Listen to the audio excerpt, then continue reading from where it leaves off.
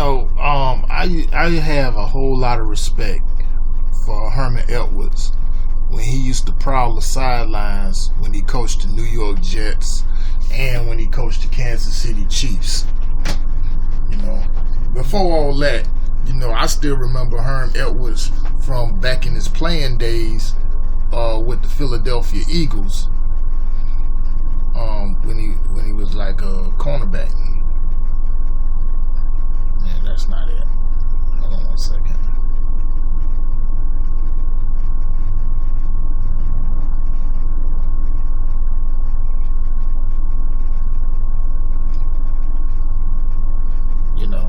I'll just leave that up there for right now. But now as of late, he's the latest one to get his Coon train ticket and the latest one to throw jabs at Colin Kaepernick. I strongly believe this is a concerted effort by none other than the Caucasian terrorist who runs the sports media world as well as runs the industry, the small hats, in a concerted effort to try to go ahead to get people's hopes up. It's like fishing. You put the bait at the end and then throw it like they're in the lake. So see who gonna bite for it. When you go fishing and and to all the people that know who fish, whether it's freshwater, brackish water, or salt water, the end result is always going to be the same. You throw that bait in there, you throw that breadcrumb in there, or that lure or whatever, it's always going to be the small fish that's going to bite. Well, the small fish turned out to happen to be us, the consumers, the spectators, the ones who paid a 40 to, I think football tickets to an NFL game is like close to damn near $100. The last time I went to Hard Rock Stadium to watch Dolphins play the Saints, they go bite first, but you're really trying to catch the big fish, and big fish represents basically the athletes. Well, this is the same thing, just like this. First, you had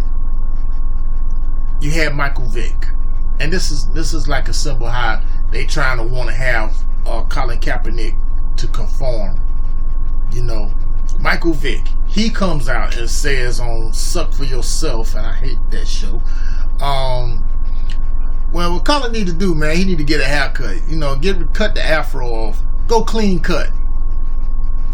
Then you got pussy ass Ray Lewis,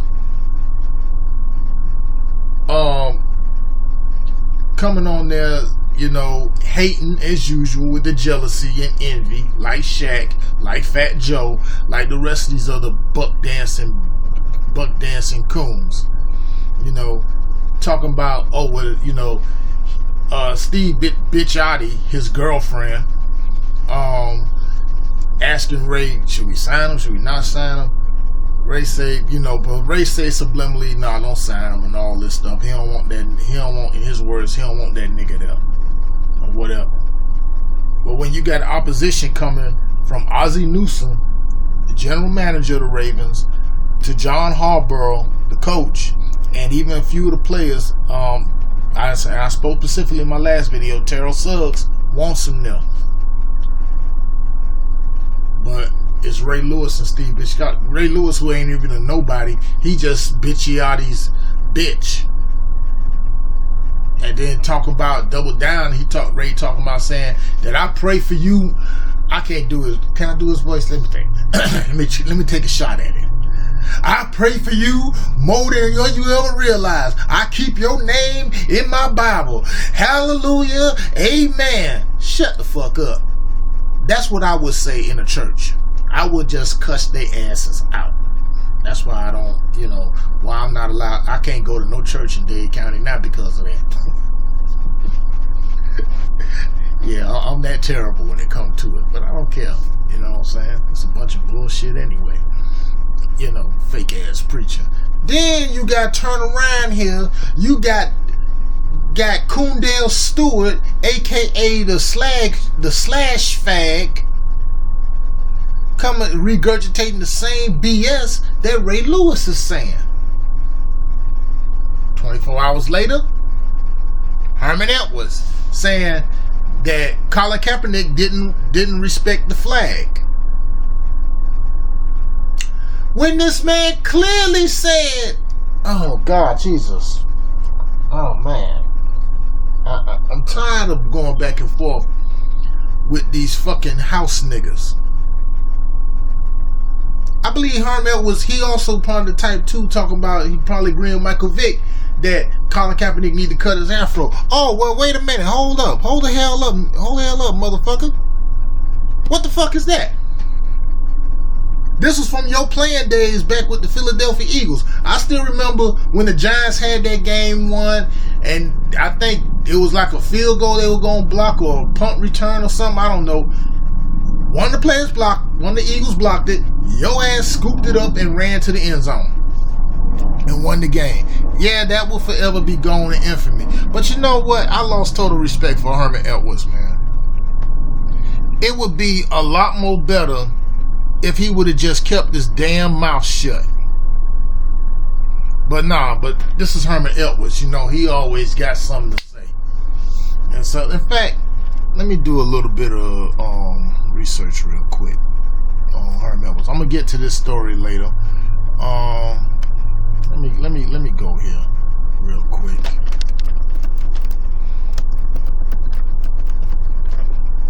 I just want to see something. Follow me, people.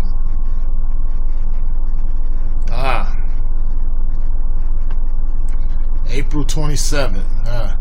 Taurus. Okay. Yeah.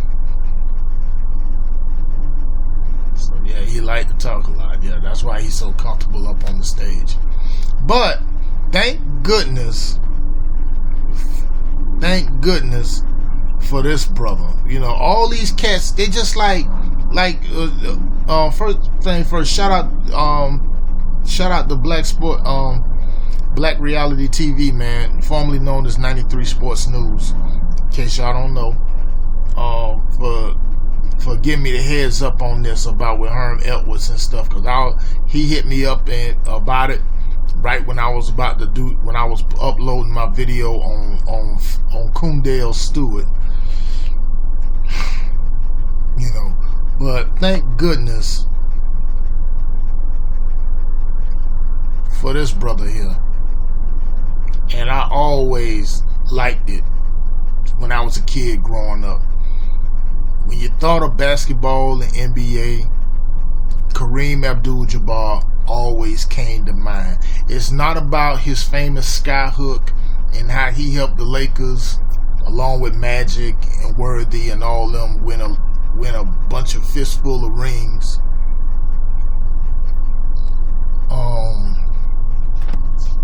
A fistful of rings. But what he did off the court, you know, even back during the 60s and stuff like that, with Muhammad Ali, Jim Brown, John Carlos, Tommy Smith,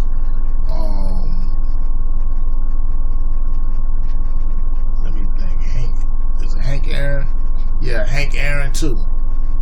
You know, he's what I consider like, they the prototypes, they were the templates for the athlete activists, you know, who stood up for their people. You know, I kind of retracted a little bit, like on Jim Brown, calling him a coon or whatever like that, because I believe Ray Lewis, they coerced him in order to do that shit, man. And it's sad to me with that. Because like I still lost a little respect for Jim Brown, but this ain't about Jim Brown.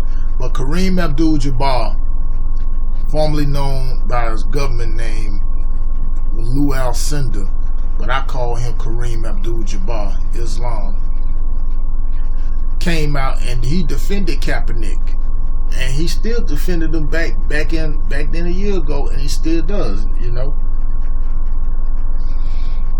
And if you think I'm not I'm joking about that, let me go back and let me show y'all. You know, I'm gonna get to that story there in a minute.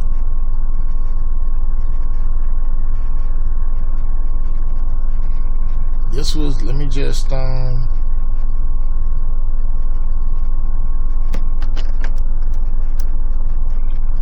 right there.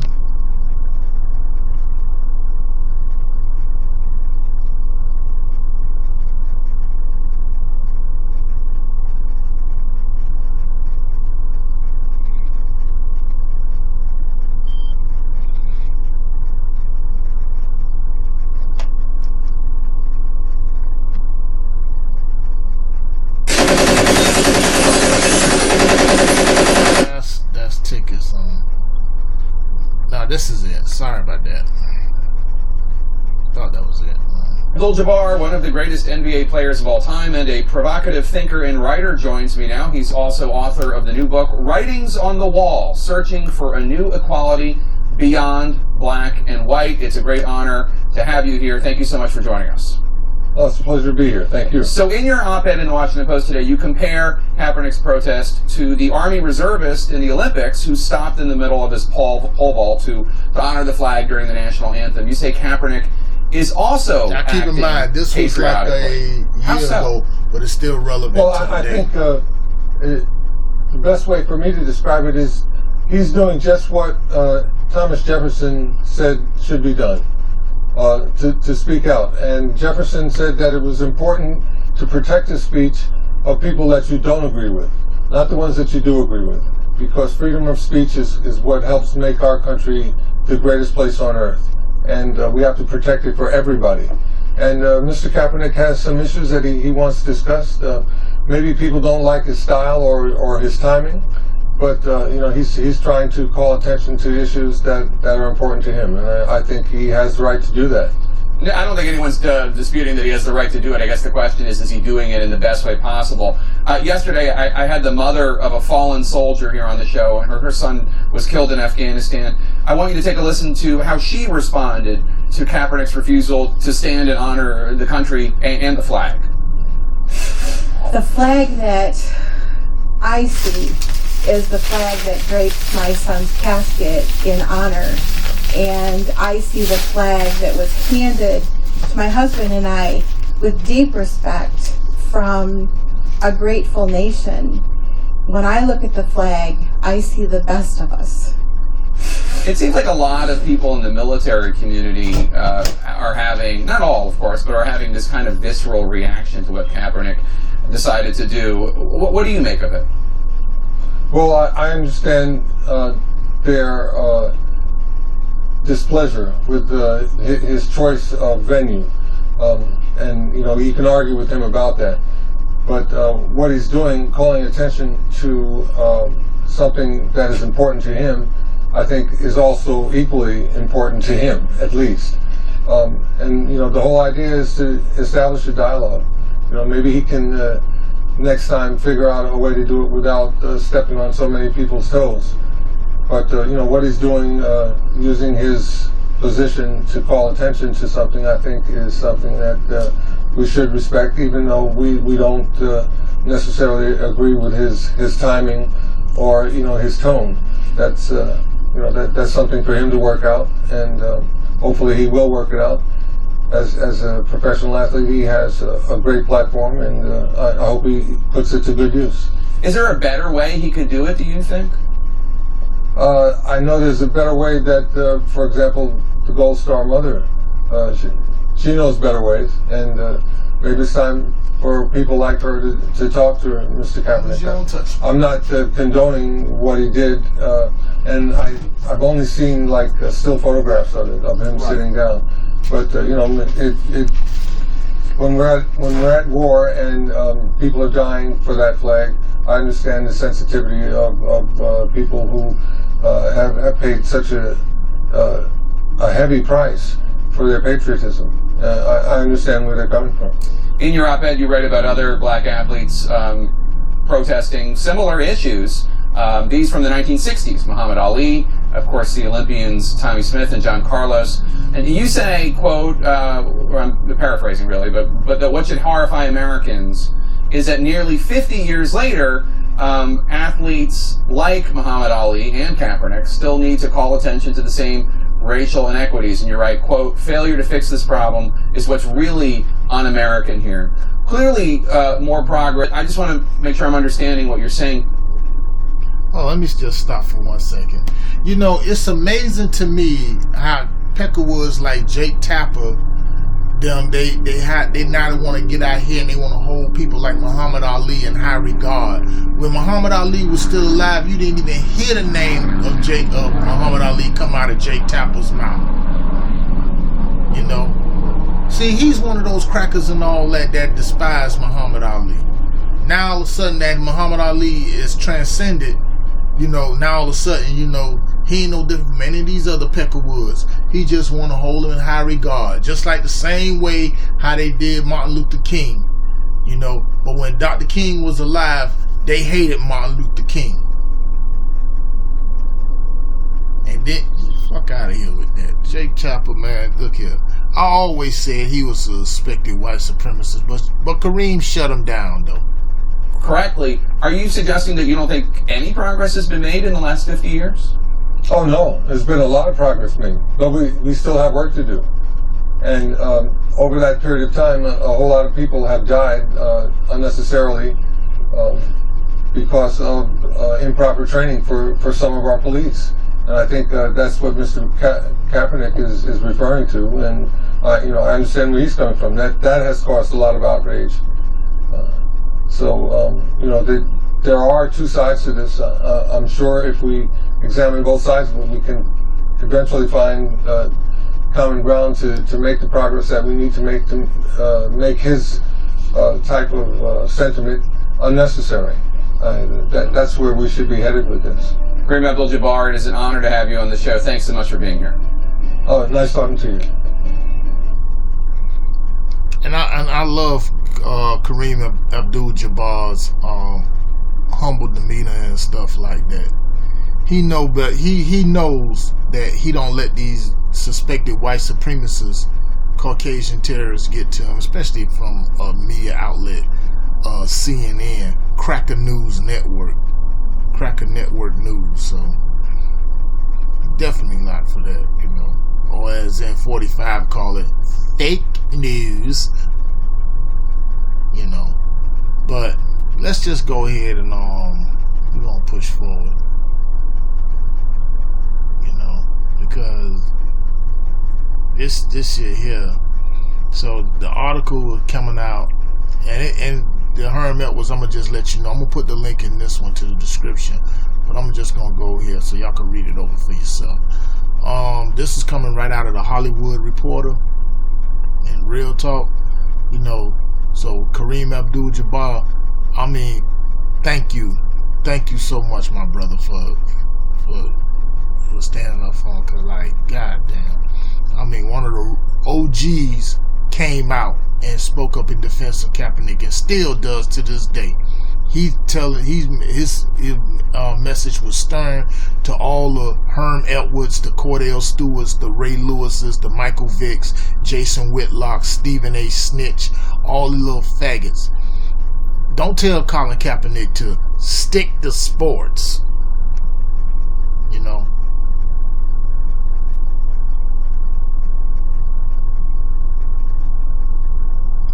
Now, the NBA legend who once faced withering criticism after he converted to Islam and changed his name argues that the NFL players need to step up in solidarity to defend an outspoken black quarterback fighting for social justice and a job. Now, the swirling turmoil around whether or not NFL teams are reluctant to sign Colin Kaepernick because of his outspoken politics reminds me of a restaurant near my home called The Quiet Woman, which features a headless woman. The name, common among English pubs, honors a 15th century literary character who had her head cut off because of her religious beliefs. This preference, mostly in the NFL, for headless athletes who remain quiet about politics during one of the most tumultuous times in American history is a throwback to an era where athletes were expected to shut up and stick to sports. As Kareem said, you know, those days should be gone. This 50s style fathers knows best paternalism does a disservice to players by hindering their First Amendment rights to join political discourse, but also does a disservice to America by preventing the public from hearing all sides of political and social issues. Some think Colin is being punished by the NFL for taking a knee during the national anthem. Yes, he is, brother. Or for sporting a magnificently defined afro. Yeah, that too. And personally, like I said, I love his afro. Shit, I kind of wish I could grow my hair back. I sported the same type afro during the 90s. And during the 70s too. or for his recent trip to Ghana to find his personal independence by finding out where his ancestors came from, which is true because Colin Kaepernick's ancestry is from Ghana and Nigeria. Ghana, which was is still part of the Moorish Empire, along next to Ghana, Senegal, and everywhere else, all West Africa. Anyway, or from his 4th of July tweet, how can we truly celebrate independence on a day that intentionally robbed our ancestors of theirs? Facts. Now, Representative Cedric Richmond from Louisiana, who's also chair of the Congressional Black Caucus, argues that Colin's treatment is unfair. The fact that he spoke up means he's a great person and he spoke his conscience. So I don't think we should penalize people in this country for doing that. Now, as I look around the NFL at backup quarterbacks, it seems that his talent is superior to a lot of people who's on teams already, and nothing in his words or actions is groundbreaking, nothing that activist athletes haven't said before. Yet the backlash against him seems more intense than with other outspoken athletes like Serena Williams and LeBron James. Now, taking political stance can be career suicide for some athletes. We're talking like millions of dollars, and their entire future can be squandered by pointing out that there's institutional racism in America, still is, a fact already supported by endless studies according to U.S. News and World Reports. Athletes like Colin Kaepernick, like Colin, think it's worth the personal sacrifice, because to them it's less about disrespecting America than about publicizing information that many white Americans deny, as they always do. A 2016 Pew Research Center poll showed that 88% of blacks felt this country needed to make changes to achieve racial equality, while 43% are skeptical that these changes will ever occur. But only 53% of whites agreed about the need for more changes, with only 11% skeptical that we will achieve equality. Ironically, it's athletes like Colin who represents the unskeptical percentage. Those still filled with hope because they believe that by pointing out social injustice, we might actually eliminate it. Otherwise, they would just take the money and run with the mantra, "At least I got mines." Isn't that right, Ray Lewis? Isn't that right, Herm Edwards, Cordell Stewart, Michael Vick? All you old buck dancing coon ass jokers. Now, according to, I ain't gonna even read no more about that, but read no more on that. But I'm just gonna get some inserts. A lot of other players have joined them, including former teammate Eric Reed, Kenny Britt from the Rams, Robert Quinn, Rams, Brandon Marshall from the Giants, and Tom Bethel from the Niners, Eli Harrell, linebacker for the Niners, number 58. But I just wanted to go ahead. I'm going to leave the link in the description for this one right here, because something had just came up not too long ago. I just got another notification just now, and I just looked on my phone. It's regarding Kaepernick. So, hold on, give me 1 minute. Okay, sorry about that. I'm back. But this is coming from Undisputed. I think Richard Sherman had made a statement. I don't know whether he's going to be on the show or what, so I just pulled the video up. Let's just go to it right now. Yeah, it's been a while. I missed you so. Hey, Skip, how you doing? That's what I thought. That's okay. How are you, Jenny? I'm very well. Yeah. This is fun for me. So you know how it is. You know the word disingenuous? Have you ever heard that word? A little bit. I don't know. I'm just throwing it out on the table. How are you? Well, my little sister Joy, she gets annoyed sometimes. Oh, yeah? I want another sister. Oh, you want another sister. Well, before we start, could I wish a happy birthday to Tom Brady and my wife Ernestine, both of whom turned 40 today, or something like that. Yeah. Well, I'd like to wish one of those a happy birthday. I'll let you guess which one. Happy birthday, Ernestine. Thank you, Shay. No, it's a good way to start. But let's also get to the latest on Colin Kaepernick. Kaepernick. So yesterday, ESPN reported John Harbaugh and Ozzie Newsome wanted the Ravens to sign Colin Kaepernick, but have met resistance from owner Steve Bisciotti. The Ravens denied that report. Kaepernick also visited with the Seahawks earlier this offseason. Richard Sherman was asked why Kaepernick has not been signed and said it's not about football or color. It's about boys, stay in your place. He played in Chip Kelly's system last year and went 16-4 in touchdown to interception ratio on a bad team. He played well because he's a good football player. He may not be the best, but he's better than a lot of these dudes starting. Not a lot of guys are willing to step out there, so the guys not speaking up for him are doing him a disservice. There should be a lot more guys saying something. Most guys are like, I don't want my job to end up the same way. Shannon, what is your reaction to what Sherman had to say? Richard Sherman spoke the absolute truth of the matter. That's right. Because the NFL contracts are non-guaranteed, because the average NFL career is 3 years, I'm not going to take an opportunity to risk the 3 years that I might have that cut down to 1 or 2 and not have guaranteed money. See, the NBA, MLB, they have guaranteed contracts. Guys are more apt. That's why you see LeBron James and you see some of the guys in the NBA willing to take more of an out-front stance on social issues. I would like to see more players speak out. Look, I don't really think that's going to happen, and that also explains, Richard Sherman said a couple of weeks ago, players, if we want to get money more in line with MLB and basketball, we might need to miss some games with some game checks. But guys are not willing to risk those game checks because oftentimes the person that's speaking out on certain issues isn't the person that necessarily benefits. It comes after the fact. Sure. Give your prime example in sports, Kurt Flood. He didn't get the opportunity to benefit from free agency. One of my favorite early players, because I love the St. Louis Cardinals, but go ahead. Yes. And he won and lost. Yes. He won and he lost, but everybody that came after him won. They did. Because we see the contracts that they're getting now. Yeah.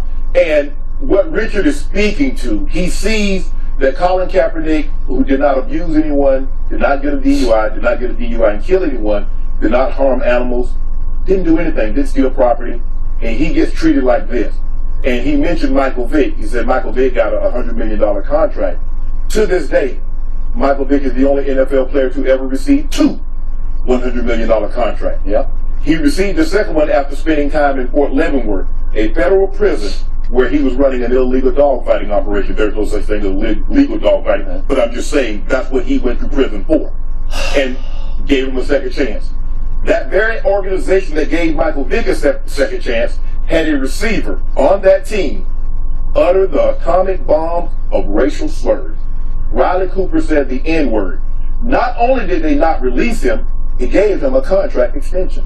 Yeah. And I called for his release the next day. It's the most evil word in our language. Go ahead. And if you remember, Michael Vick was sitting right there, and he said in the meeting, Chip Kelly. I'm sorry to interrupt on that though, but yeah, I could vouch for Skip Bayless on that because Skip Bayless did call for Riley Cooper's immediate dismissal. Yeah, Herm, what about that? Riley Cooper shouldn't even be playing in the league. Instead, what happened? They gave him a contract. He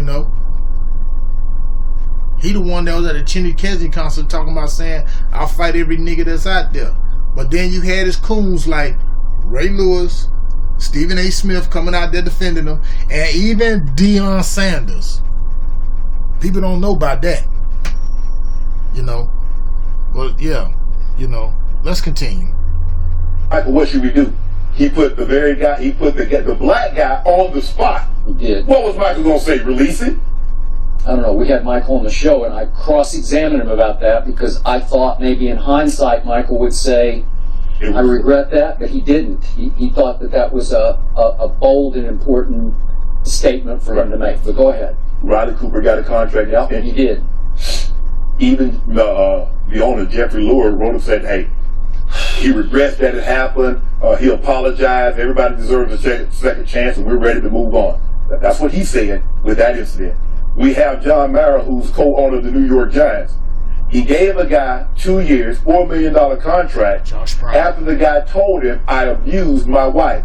Now, John Mayer was very out front and says he received some of the harshest letters he's ever received, talking about Colin Kaepernick. Yet he said nothing about what fans potentially said about the Josh Brown signing. You see how hypocritical that is, Skip? But what we're starting to see is that people, the owners, not people, and some people too, but the owners view what Colin Kaepernick did worse than a guy that went to prison for dogfighting, worse than a guy using the racial epithet, worse than a guy that abused his wife and told you he did it. That's what we're starting to see, Skip. The problem that I have is twofold on a lot. Because, and I have the utmost respect for our young men and women of the military because they give their life and some of them have to pay the ultimate sacrifice. But we'll send those brave young men and women to a foreign soil and ask them to fight for freedom and liberty of people that's not American citizens.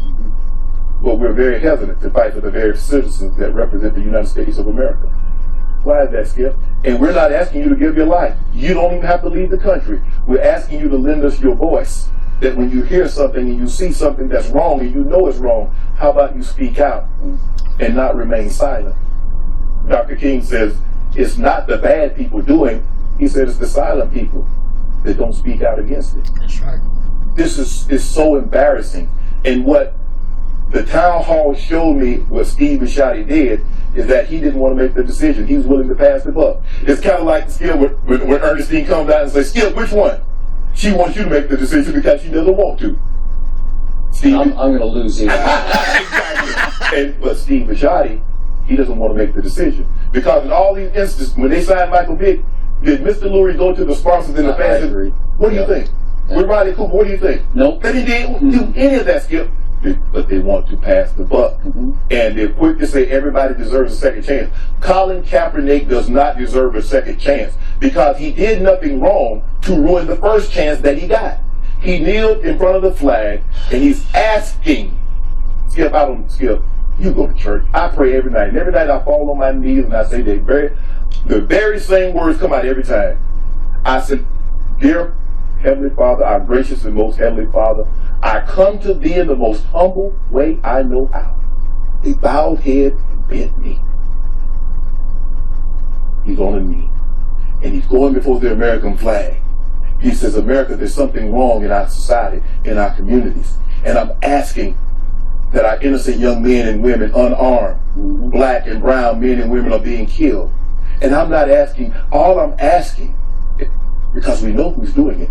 These are not cold cases. These are not unsolved mysteries. We know who do it. And a lot of times we have it on camera. All I'm asking is that they be held accountable for their actions. I'm not asking for any more, any less than what I rightfully deserve. And what these owners are doing to Colin Kaepernick, Skip, this is what you see. Owners would rather lose, have their season go down the tube if they start to get hurt, as opposed to signing this young man who's more than willing and competent to do the job. They say we might need help, but not your help, Cap. And that's what we're seeing. And it's a shame. Richard Sherman spoke the truth, the absolute truth, because, and Michael Bennett has some great quotes in the article that I suggest people, Jared Bell did a great job of writing this for USA Today. Michael Bennett has some great, he said, this is why we see such divisiveness in the NFL. Let me expand upon that, Michael. The NFL and sports are a microcosm of society. I believe race is the greatest issue that's facing America, more than health care. Agreed. More than taxes. Agreed. All this other stuff. Yep. Because right now, what we're seeing in America is that minorities, let me put it in football terms, and I'm going to turn it over to you, Skip. If you get the ball on the 2-yard line, and you drive to midfield, and you were to look back, you're like, damn, we came a long way. But in order to get the ultimate payday, you still got 50 yards to go to get the ball into the end zone. So while blacks and minorities have come a very long way, but when you look off to the horizon, you realize, damn, we still got a long way to go. I have so much to say about this. And I'm going to start with this before I go deeper. The one thing that slapped me in the face this morning as I read this very early this morning here in Los Angeles, and I do respect Richard's intellect. He made powerful points, most of which you have already made on this show repeatedly. But my first thought was, okay, Richard, why didn't you and your defense and your team leaders in the locker room put your money where your mouths are. Agreed. Remember, just a few weeks back, Seattle was the first team that seemed to take a serious look at Colin Kaepernick, correct? Correct.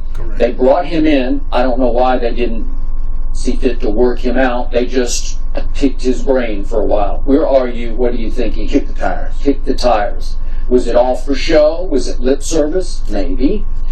But the defensive leaders all spoke up and spoke out. We want this man on our team. Right. Would that man have become something of a threat to their starting quarterback who's had some issues with some of the players on defense? Maybe he would have.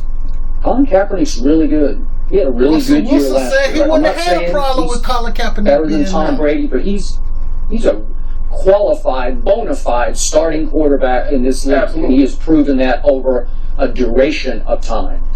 So, what if the moment the word broke in Seattle's locker room, we just kicked the tires? We're actually not going to sign Colin? Mm-hmm. What if Richard had stood up and then Cam and Michael Bennett and Bobby Wagner and Earl Thomas, Cliff Averill, they all stood together and they said, we boycott. I know you're going to say, well, you don't want to risk, your non-guaranteed contracts, right? Mm-hmm. What if they had, seriously, put your money where your mouths are and say, we refuse to allow this to happen. Clearly, he's not a good fit for us. He's a great fit for us.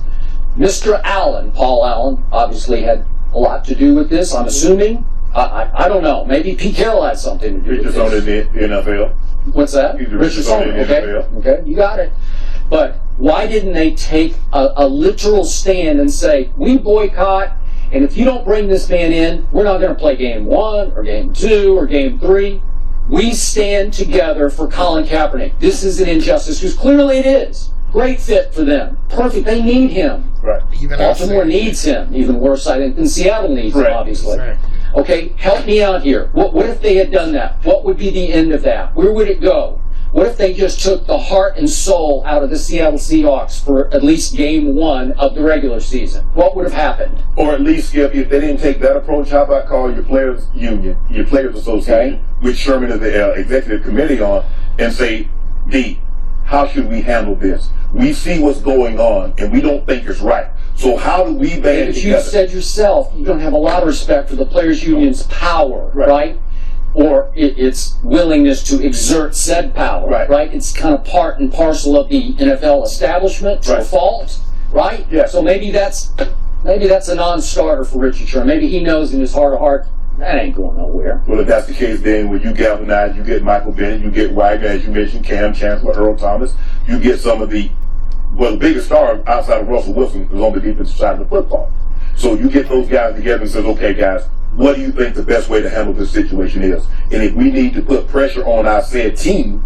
I mean, this is the man, Richard Sherman, who in the middle of a football game last year went to the head coach and said, don't throw the ball again from the 2-yard line, right? Yes. Remember that? Remember what happened It's last a real game. He went and said, don't do it. Yeah. Out of bounds to me, but still gutsy, man. Brazen. Well, why not stand for Colin Kaepernick? Seriously, because then it would put Paul Allen on the hot seat with his other 31 owners, because they would all be sending messages or calling Paul Allen to say, you cannot fold to this. You cannot buckle here. You got to stand strong for us, right? Because that's what they're doing. They're standing strong. All right. One for one. Well, who wins that? Who wins that stare down between the Seahawks defense, the Legion of Boom, versus Paul Allen and basically all the NFL owners? I don't know. I would give the Seattle defense a shot in that one. Yes. I would, seriously. Okay, so that's putting money where your mouth is. Right. Okay, now I'm going to go deeper. And forgive me for this. I'm just going to blurt this out. This country is facing such a racial and cultural divide right now because you see it one way, and you see it blindly, passionately one way, and you can't see the forest for the trees that is the white establishment over here that sees this whole issue completely upside down from the way you're seeing it right now. So why am I uniquely qualified to try to explain this to you? I'm obviously white. I am not and never have been a member of the white establishment. The white establishment never liked me. I have worked for white establishment newspapers and television networks. Right. The one I just left. Right. Yeah.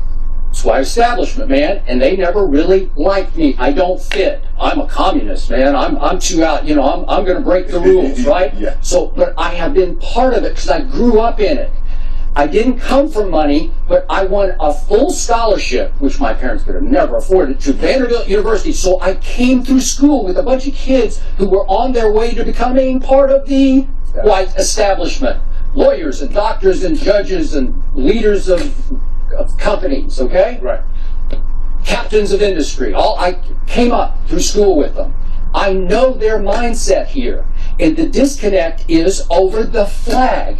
And Richard and you and everyone, all the black players keep saying, he did nothing wrong. And trust me, every time those words come out of your mouth on this show, there are those out there watching who are white, members of they're older white people. They say, he did nothing wrong. He disgraced our flag. He disrespected our flag. Instead of saying, we in America have a race problem, which we obviously do. And I think a lot of those white establishment people will be the first to admit, we got a big problem. Again, white cops killing unarmed black men or men of color, women of color. Yeah. I've railed about that on this show. It's a passionate sore spot for me. And I think a lot of white people get that. But as soon as you say to protest, I'm going to protest against that flag, then you've lost it because they're going a whole different direction. They're saying, oh, it's not a we problem. You're saying you're anti-American. You're not asking for help. You're saying you're going to distance yourself from the flag that so many of our soldiers, and obviously black soldiers too, died for our freedom. We got attacked by Adolf Hitler over here and the Japanese over here, and somehow we won our freedom. Right. It hasn't been that long ago. It's just 1945. It wasn't that long ago. We were under attack from both theaters, from Europe and from the Pacific, right?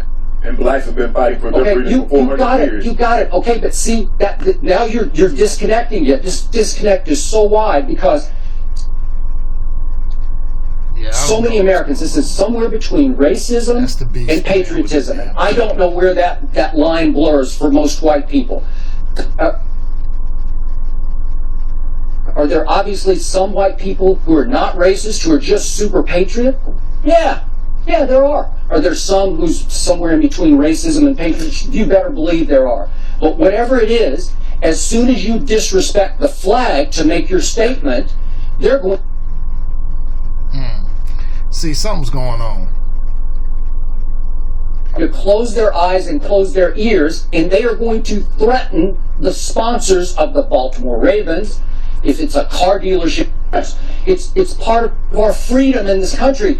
But again, being blackballed here to a lot of people is being red, white, and blue balled. Yeah, something's going on here with this here. So what I'm gonna do, I'm gonna cut this short. I think this fucking YouTube fucking around playing and shit. But that's alright though, you know what I'm saying?